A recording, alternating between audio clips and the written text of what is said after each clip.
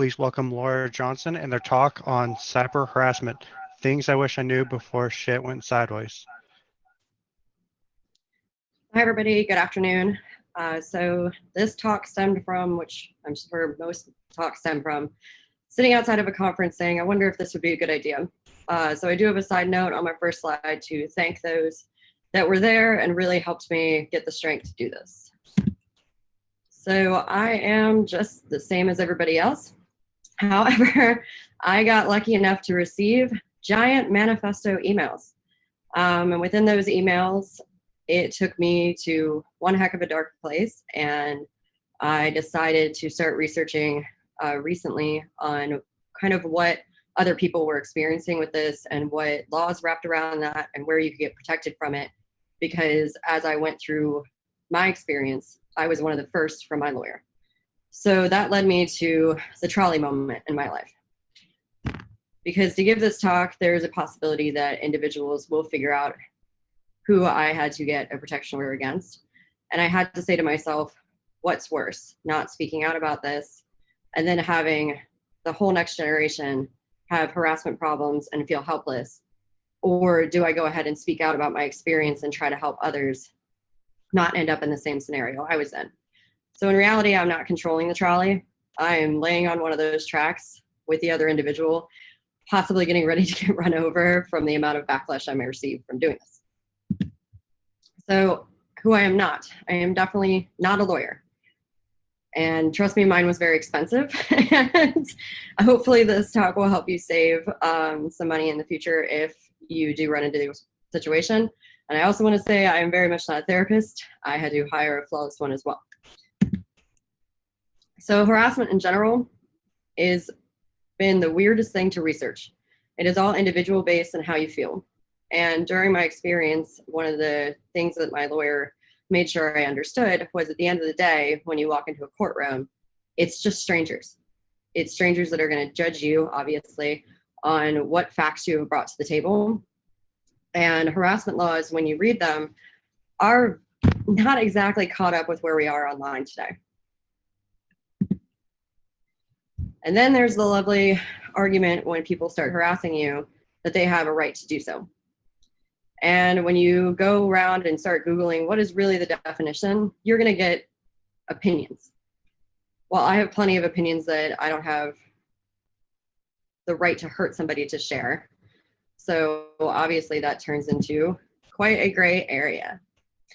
And in that gray area, when you start really reading into it, the only thing that I could truly find that came down to it was putting somebody else at harm. For instance, the fire in a crowded theater.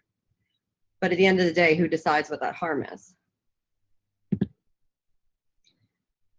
And the cyber definition. So a lot of people, especially when I was seeking legal advice or legal counsel, and the irony to my experience was that I was going through a situation that is a very normal situation for most individuals. And it was my lawyer who brought up that it had gotten out of control, that it had gotten to the point of stalking and harassment, and that I needed to really reach out and start looking at protective orders in order to protect myself and my child. I had no idea at that time that that was even available, and to be honest with you, neither did my attorney. Because the lawyer doesn't really do a lot of continued education like we do with certifications or conferences. From my understanding, when you get your legal degree and you go through and you take your bar, you can continue on your education on your own, but at the end of the day, you do have your bar. So as far as the harassment laws that have recently kind of come to light and changed and looked in a different way of how we're handling these types of situations, then you get into this area where you really have to start doing your own digging on what those laws mean and what they mean to you. And the other part that a lot of people fall into is they start responding to these attackers in the same attacking manner, in the same way. And trust me, in the very beginning, I wanted to, I did. I made plenty of mistakes of apologizing and trying to take ownership just to make the harassment stop. And at the end of the day, if you're going to court, understand that every single thing that you say back is evidence too. So the last thing you want to do is be sitting there, with someone who has harassed you and you've become the harasser as well. And I don't want to go too deep into how to enable a harasser. Obviously, for many reasons, nobody needs to learn how to get around laws or how to get around ways to hurt somebody. But obviously, we're all aware of the many, many ways that you can hide. And hiding behind a screen seems to be much more easier nowadays for individuals to become, as they call a bully or a stalker or harasser than, being in person.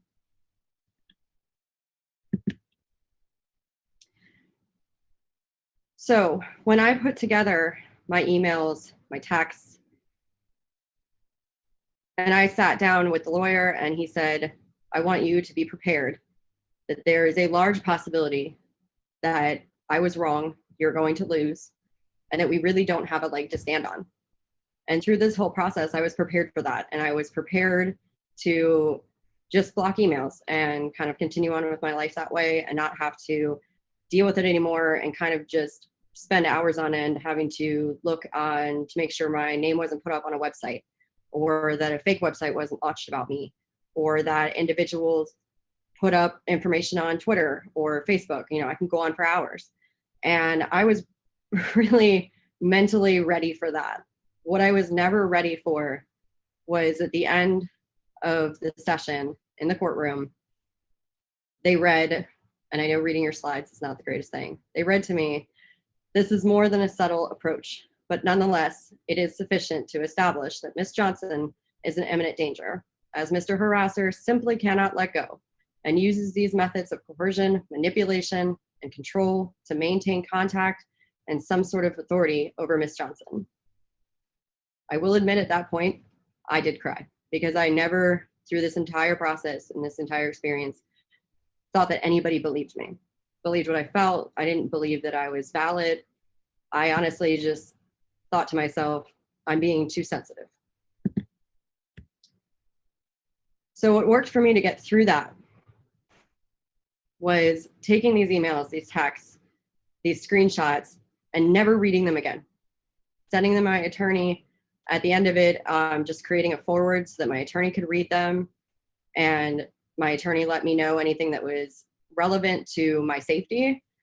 But other than that, making sure that I didn't spend time rereading somebody else's opinion of me or somebody else's words that they believed were to be factual. Because at the end of the day, that was just destroying me.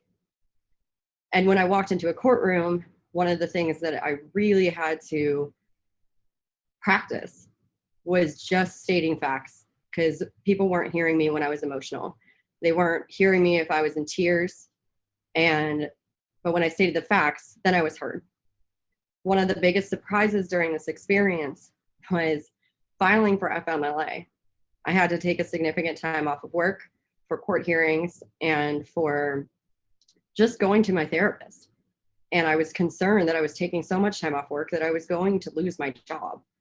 And it came to my attention that I could apply for FMLA, because when I thought about this, I thought it was just for if you have a child or an adoption or something going on in your family. I never thought that I could apply for it for trauma counseling. And I highly suggest that if anybody is in that position, the last thing anyone needs, like in my experience, is another anxiety saying to yourself, what if I lose my job? And the other part that was an interesting situation for me was really being able to validate myself and how I felt, and then being able to talk to other people, and also being able to walk away from people who were thinking I was just being dramatic. Being able to say to myself, no, I am correct. This is valid. This is how I feel. And I have a right not to be harassed. And one of the links that I'm going to share throughout my slide deck multiple times, I think it's very important, is a foundation I found when doing my research. Really has posted up every law available for cyberbullying. And if anybody's in that position, I highly suggest going through and reading them. They are state to state, and it very much helps when you're trying to look for a lawyer or you're trying to look for what help you can get on a legal side. So the trauma of it was one of the hardest things to admit, because no one wants to say, well, I didn't have a problem saying I was in trauma counseling, to be honest with you. But the mental abuse, if someone punches you in the face, it's incredibly easy to walk away. But the constant emails or texts or manifesto style emails that, I kid you not, are 5 pages long or 3 pages long, and you sit there and you read them and you start to believe it. At least I did. I can only speak from my own experience, but I started to believe what I was reading, and I started losing who I really am. And then the fear took over as well, because the emails got worse. If I don't comply with things, if I don't do things that are within the lines of what this individual wants me to do, then I get quotes like these. And the difficult part is, being in this field, I understand the possibilities that these things are true. And one of those that, again, as I'd like to read is, as much as she deserves to have the FBI ambush her at work, similar to what you did to me with the protection order, I simply cannot justify causing that level of damage without warning. However, if you choose to ignore this, as you've done with everything up until this point, I don't see what other option I have. So when reading this, now I'm afraid to go to work. I'm afraid to sit down in my office where everybody thinks that I'm just a regular old mom who goes into work and goes home. And what if? What if I now have the entire FBI ambush my work? Even though I don't think this is a possibility, reading it over and over, I started thinking that it was, and I started getting afraid to even sit at my office desk. Or when I started moving to ensure that now I don't have to worry about someone coming to my home, then I get the message of, you seem to forget that I work in information security and intelligence, and it would likely take me minutes to find out anything I could possibly want to know. And now I get the extra added anxiety of, no matter where I go, no matter what I do, if I lose my debit card and I have to register for a new one to an address that I live in, is this individual going to find me?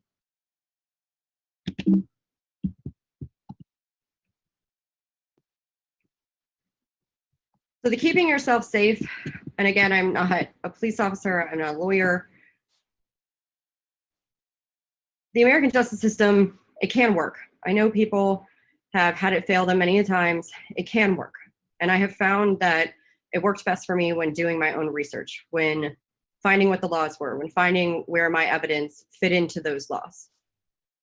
And the protective order that I was able to obtain did keep me safe in a way of, if it was violated, then I know that there are consequences to that.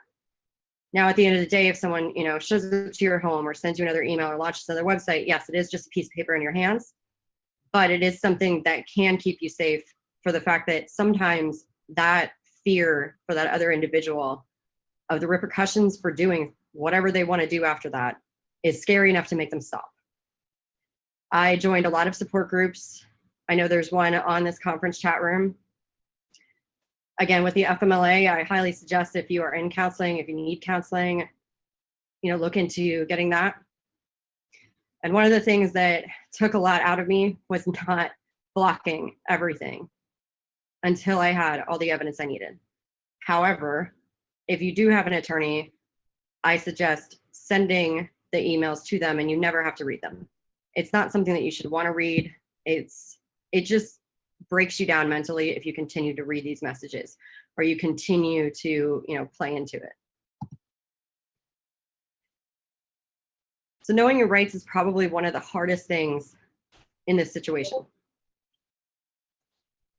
When I looked into contacting different attorneys just to get ideas about where we were at with this talk, where we were in the world for these laws, where you were for your rights, I got a lot of different answers from different attorneys.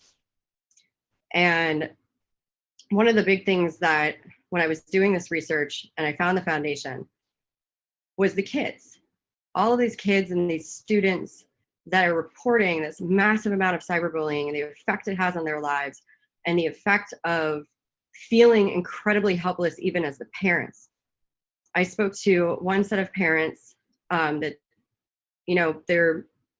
they don't want me to mention names because they are still in mourning, but they lost their child to suicide over cyberbullying because their child felt as if it just never ended. They went to school and got bullied in person. They go home, they log into any device, and it just continued and it just continued. And at the end of the day, not a single person was held accountable for what happened because the laws didn't do what they should do. And I have no idea why.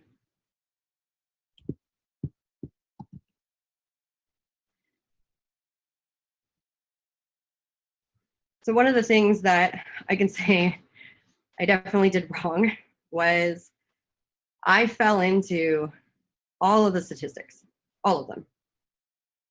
And it was very difficult to kind of pull myself out of that, to really look at why that happened. And one of the things that kind of got me there was really doing this research on the next generation. I mean, because my child is online playing video games and he does get his feelings hurt very often. And so I started really, really diving into these statistics, and it was terrifying. One of the things that I found was that 18% of youth from cyberbullying that have been cyberbullied have reported self-harming at least once. And 6% out of 18 reported that they were also digitally harming themselves at that point, that they were self-sabotaging online and posting harmful content about themselves. Even scarier, when I fell into this moment of things I did wrong, is I started looking at the suicide rate of really over the last years when everybody's lives became online. How has that really affected that? And looking at the statistics, they had suicide then listed as the second leading cause in death for those among 10 to 34 in 2017. And from 2017 until now, people's lives are even more online. So I can't imagine how much that's changed in between that time. And the suicide attempts among adolescents had doubled since 2008. And I know when I was a child, the most I had was my, green screen, old school actual floppy disks, and I was not talking to anybody online. And I already had a hard enough time in school. And now you're getting these kids who just, it's endless. The cyberbullying, the harassment is endless, and they don't know what to do. And so with that too, the problem is the biggest thing I did wrong was my defense mechanism, which I had to work out for a long time to stop doing, was to make the harassment stop. I started trying to apologize, saying, you know what, you're absolutely right. I am so sorry. How do I fix this? How do I fix this? And that took an amazingly huge toll on me just as an individual and a person, because I never got to stand up for myself because I didn't know how. I didn't know what to do.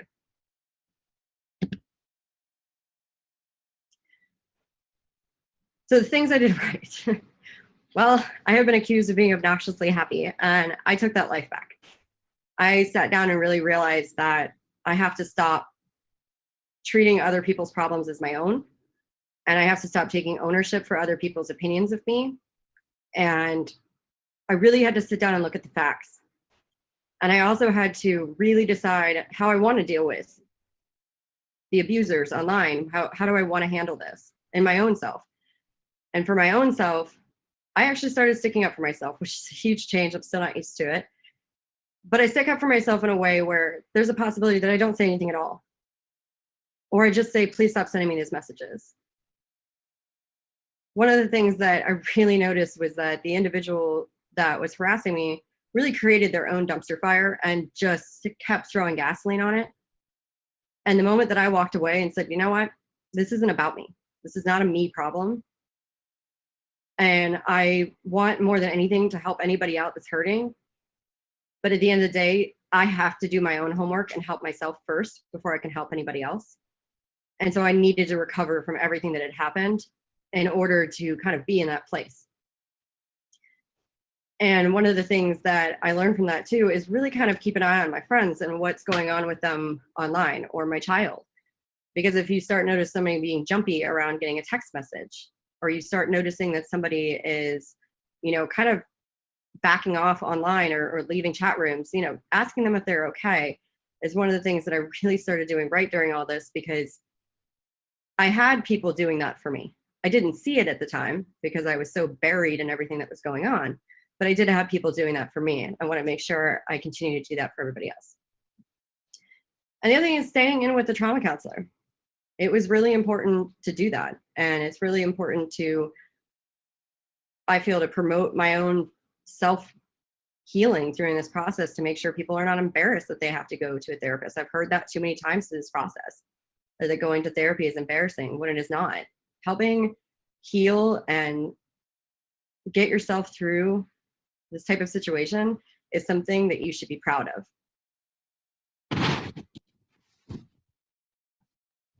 One of the other things that I was very surprised was reading all of the laws. And they do them state by state. And when I looked at Nevada's, for instance, they just have bullying means a willful act. Harassment means a willful act. And you're looking at that saying to yourself, what does this really mean? And that's where you start doing the right thing of digging into what it really means. You look at Arkansas, who says a person commits the offense of cyberbullying. He or she transmits, sends, or posts communication by electronic means with the purpose to frighten, intimidate, or threaten, or abuse, or harass. All of these laws, when I started really looking at them, they're there. They're there for you to use. And one of the problems with it is, do the attorneys know? Do the judges know? Do we have to do our own legwork? Do you have to really sit down with your attorney and say, you know, I found these. I did. That's what I had to do. I found these rules, and, you know, where do these work for me? Where can these help me?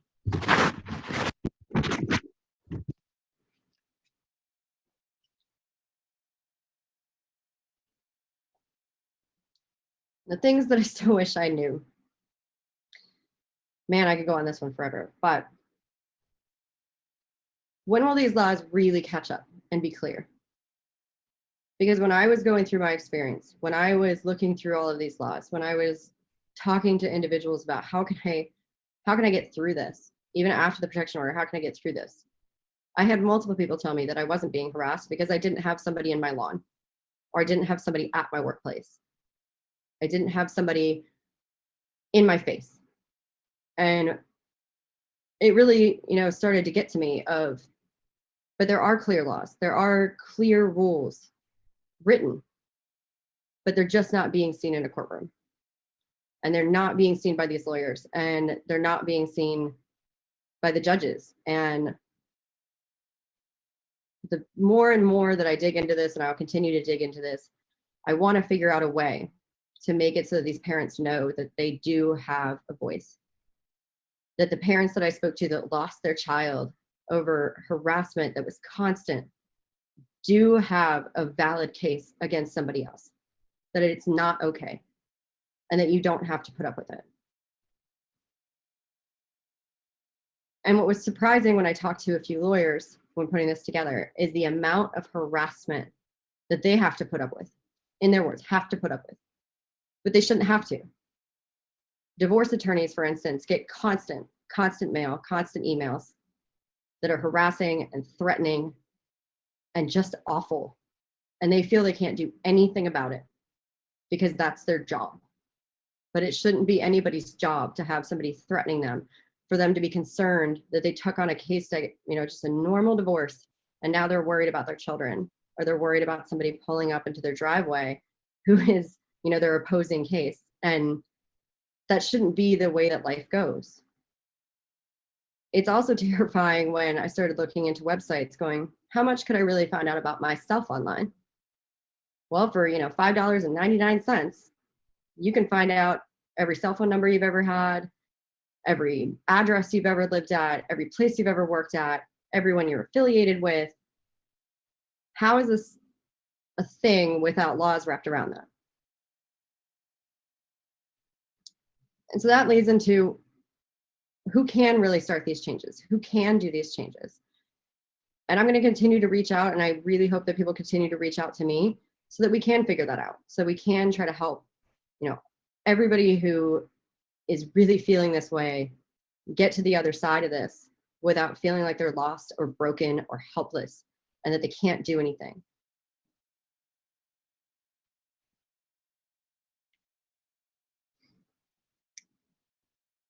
And I did go through this very fast and I made it through without crying, so I'm pretty proud of myself.